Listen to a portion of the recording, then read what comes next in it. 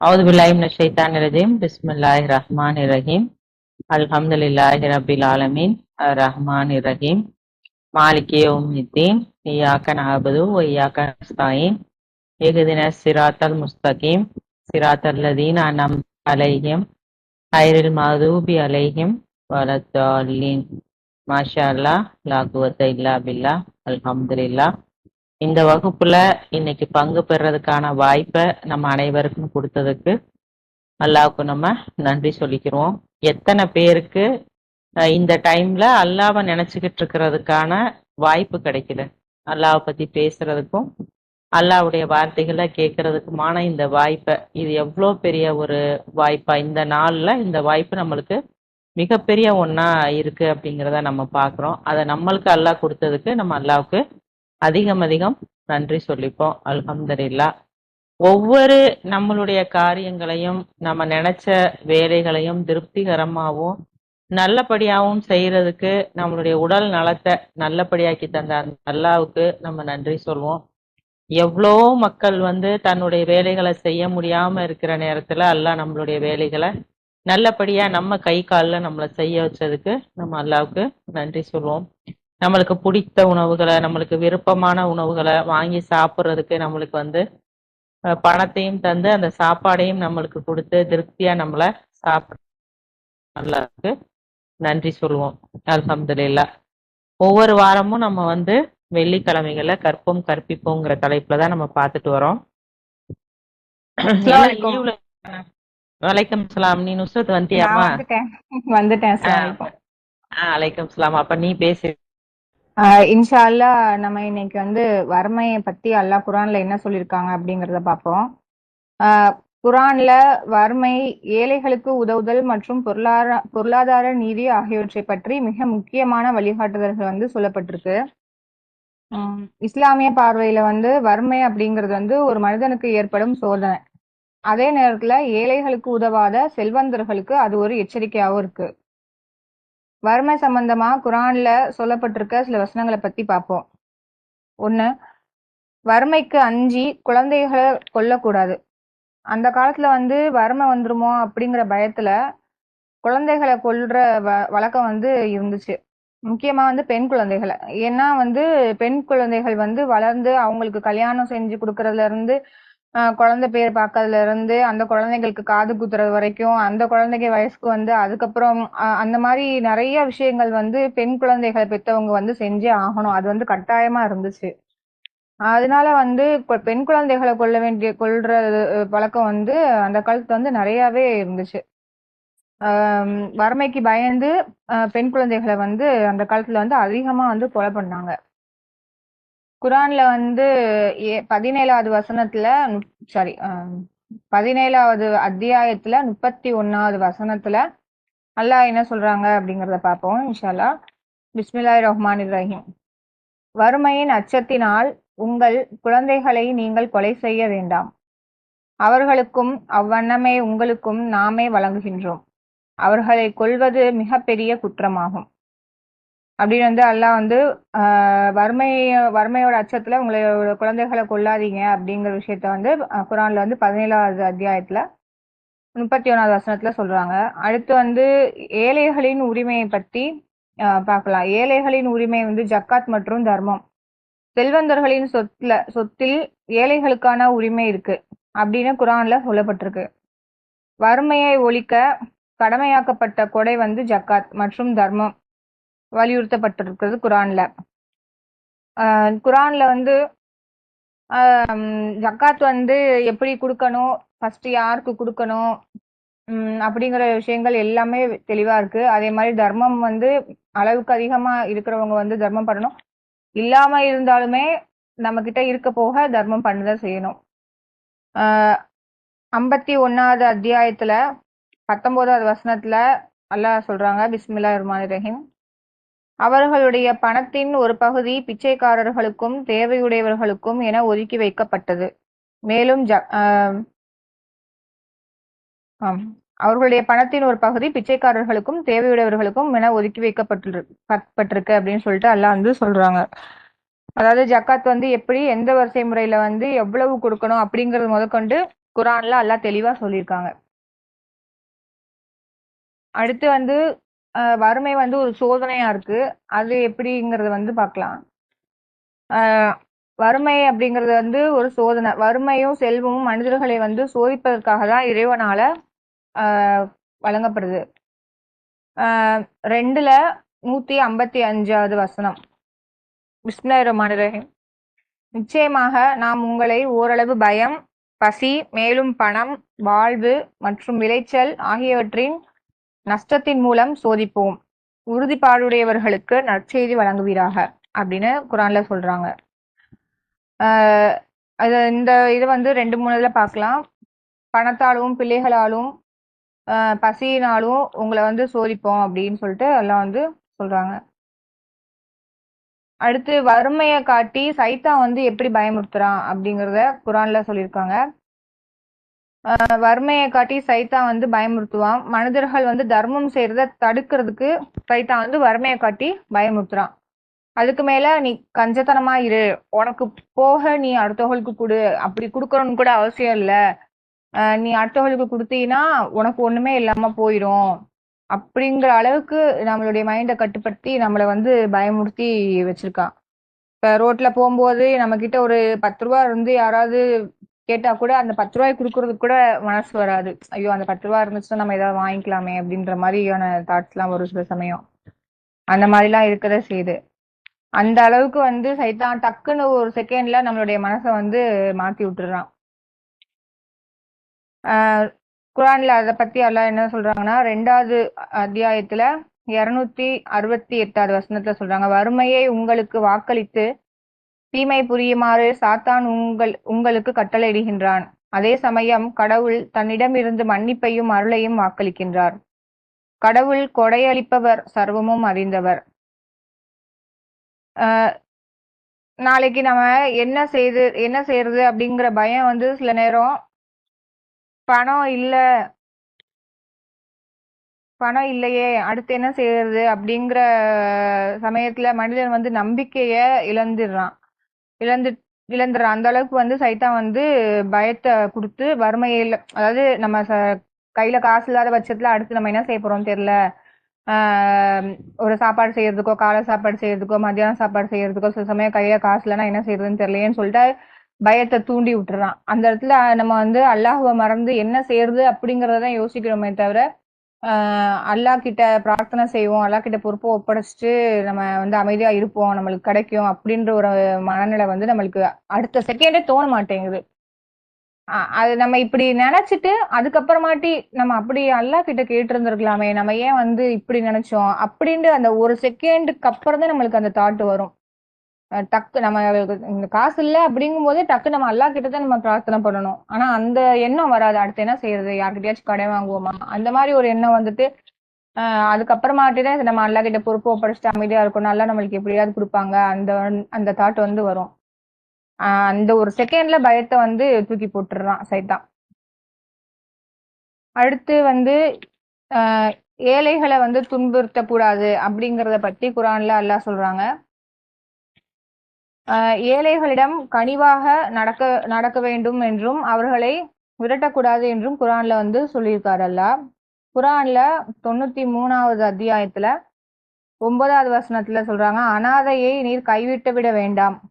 10வது வசனத்துல அன்றி பிச்சை எடுப்பவரை நீர் கடுகடுக்கவும் வேண்டாம் அப்படின்னு அல்லாஹ் வந்து சொல்றாங்க.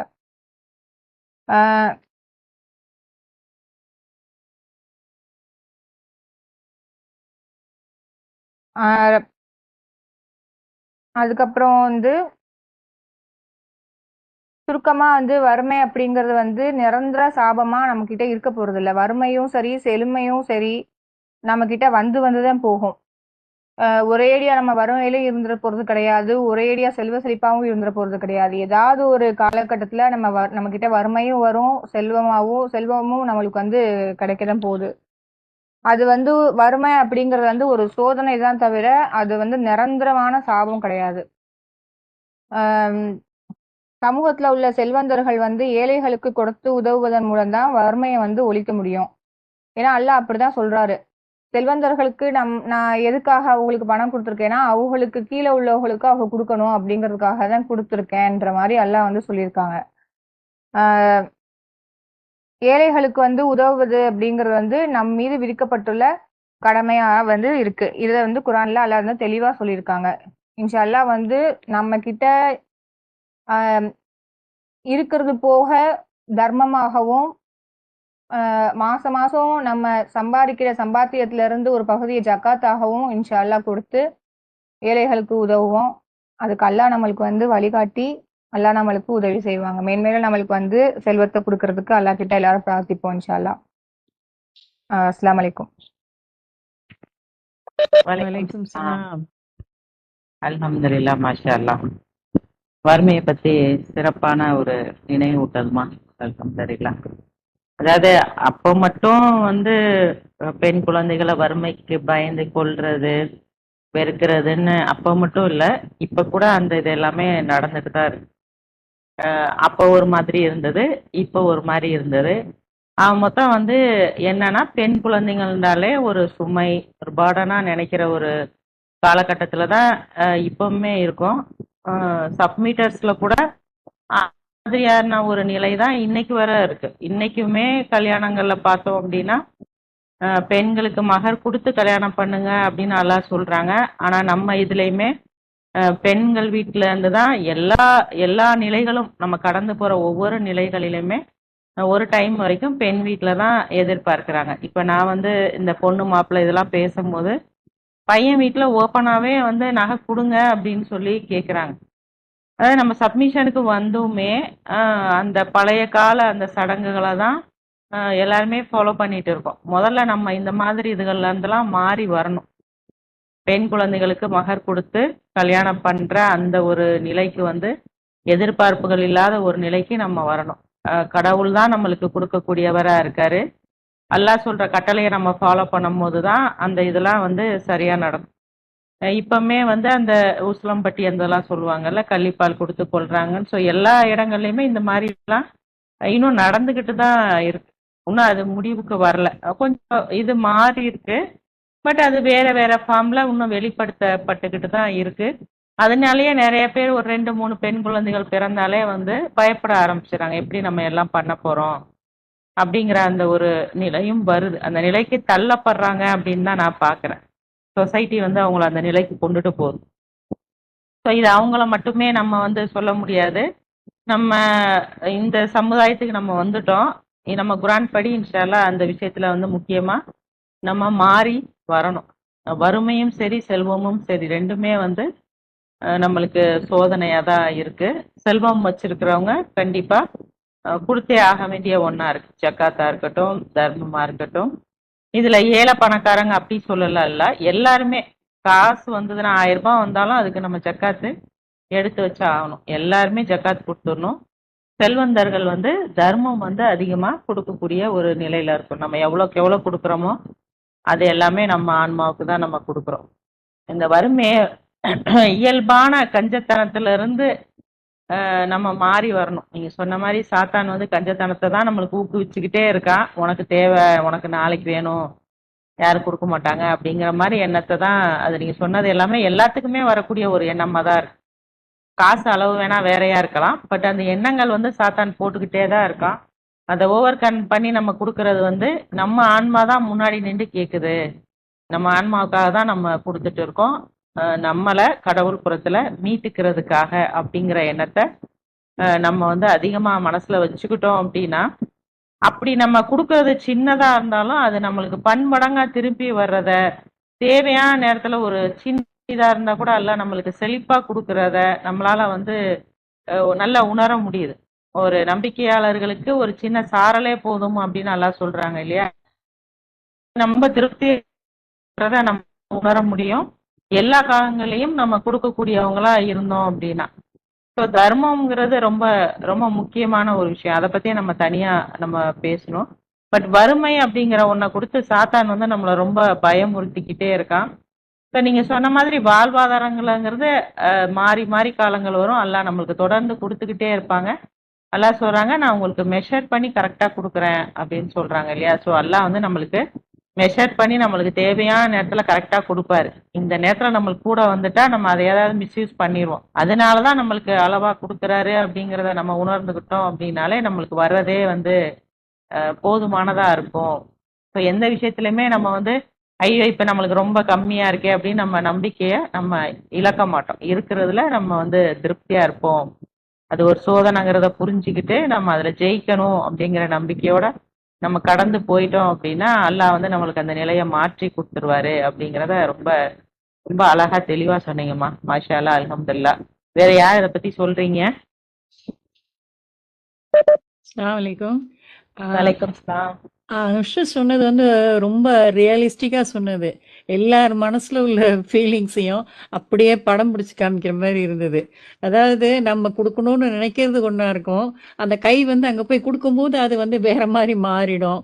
அது மாரி வந்து ஆனா அது அல்லாஹ் வந்து மனிதன வந்து அந்த மாரி இயல்பாவே கஞ்சத்தனம் உள்ளவங்களால தான் படைச்சிருக்காங்க.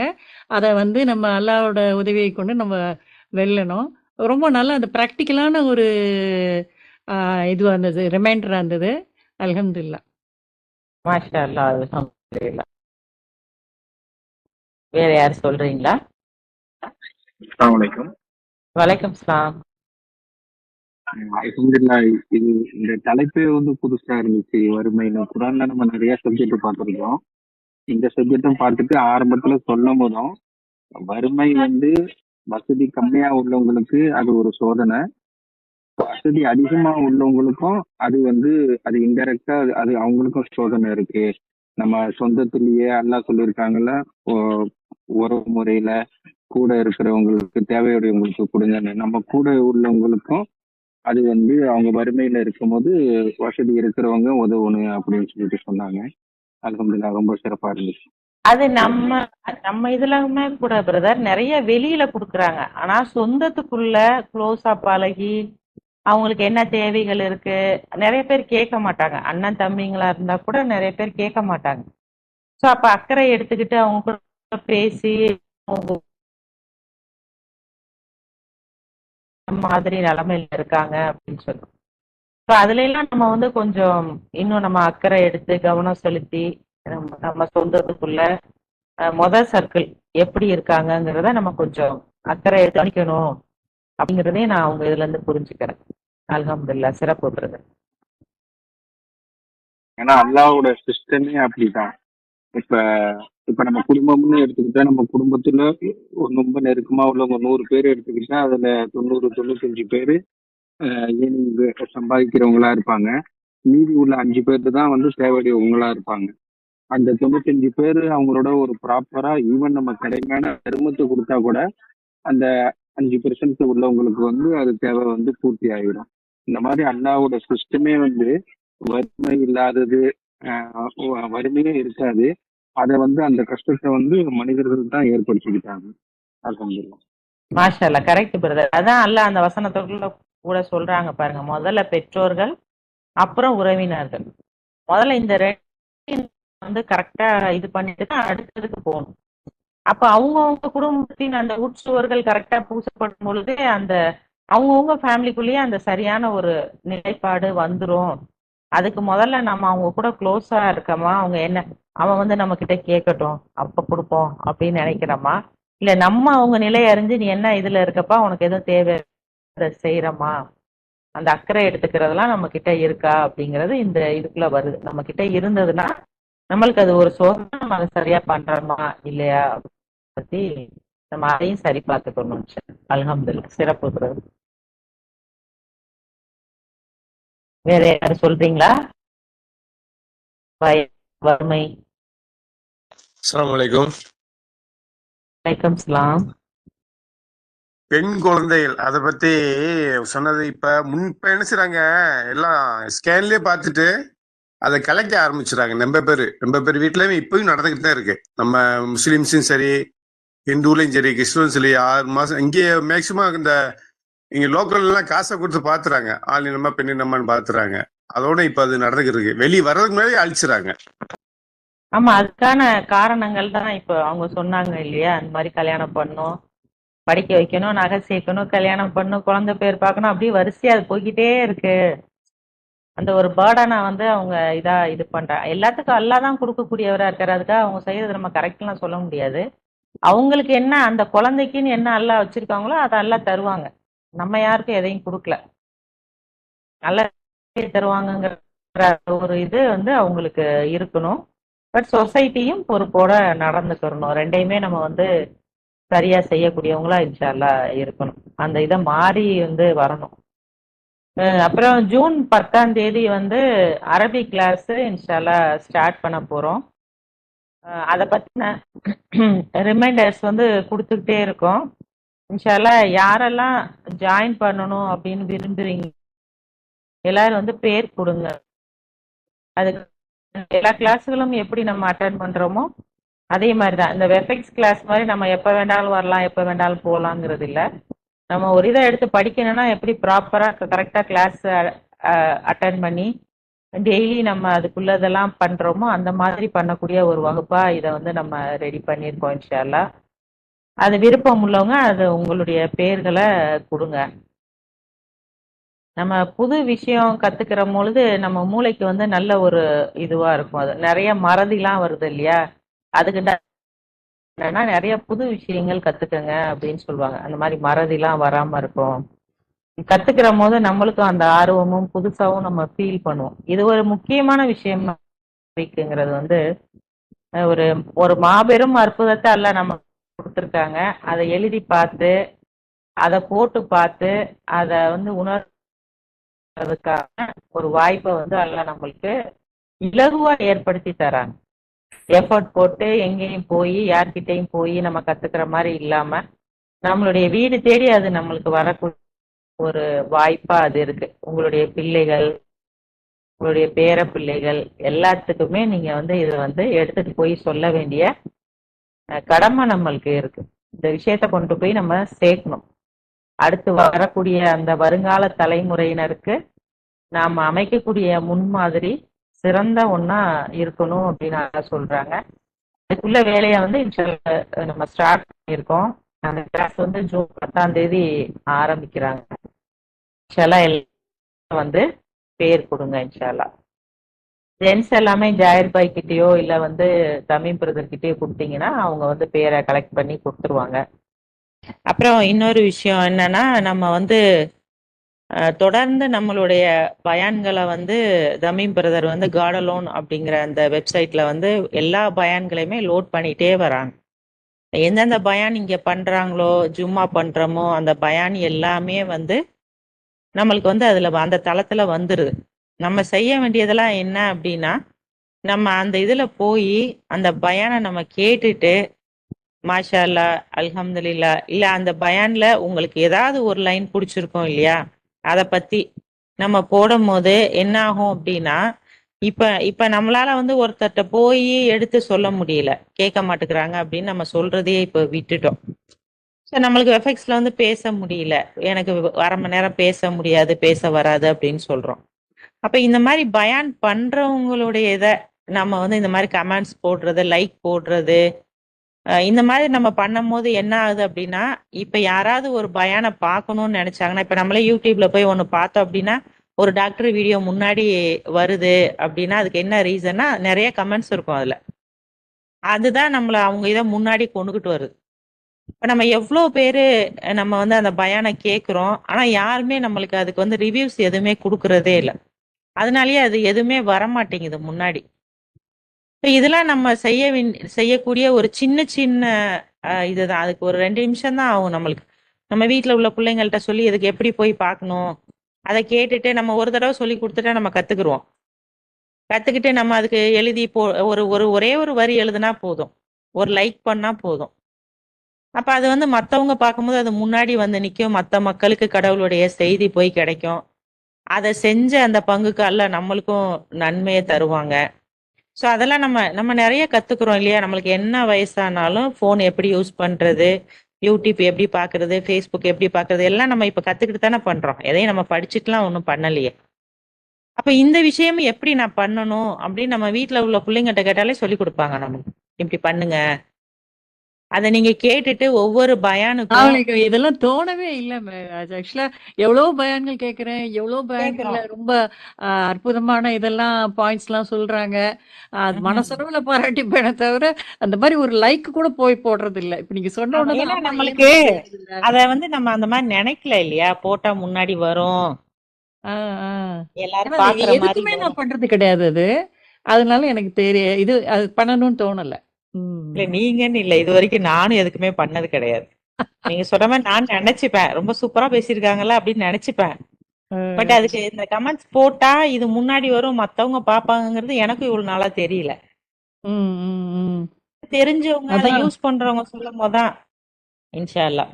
சரி. தொடர்ந்து அதையும் நம்ம மறந்துராம, அது நம்மளுடைய வேலைகள் ஒண்ணா நம்ம வச்சு, நம்ம செய்யும்போது அல்லாஹ்வுடைய தூது செய்தி எல்லா மக்களையும் போய் சீக்கிரம் சென்றடைறதுக்கு இன்ஷா அல்லாஹ் அது ஒரு வாய்ப்பா இருக்கும். வாய்ப்பா இருக்கும். இன்ஷா அல்லாஹ். அல்ஹம்துலில்லாஹ். அஸ்ஸலாமு அலைக்கும். வலைக்கம் சலாம். நான் துவா பண்ணிடுறேன். டைம் ஆயிடுச்சு. அவுது பில்லாஹி மினஷ் ஷைத்தானிர் ரஜீம். பிஸ்மில்லாஹிர் ரஹ்மானிர் ரஹீம்.